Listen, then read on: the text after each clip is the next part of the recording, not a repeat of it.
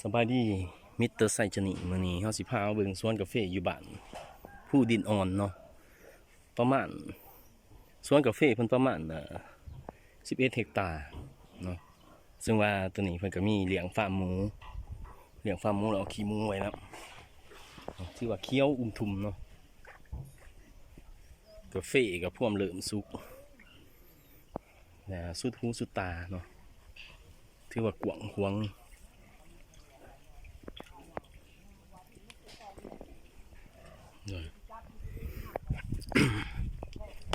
มากาแฟก็ถือว่ากำลังสุกงาม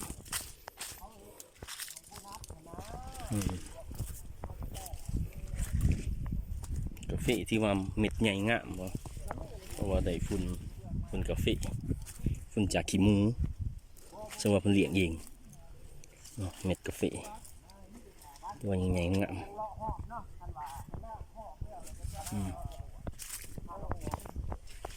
กาแฟเพิ่นคือว่าเต็มสุกเนาะแม่นที่ว่าต้นก็บ่สูงเนาะต้นนี้ประมาณ3-4 ปี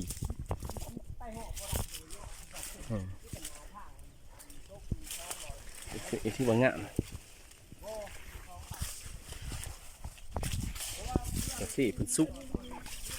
เบิดแล้วเนาะ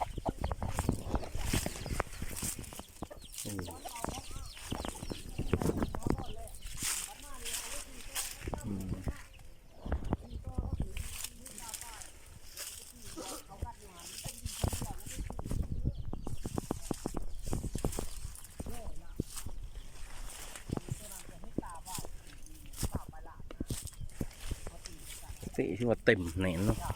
เก็บก็ง่าย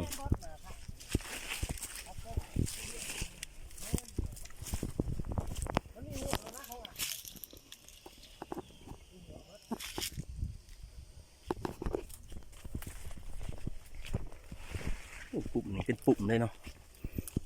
เป็นปุ่มเลย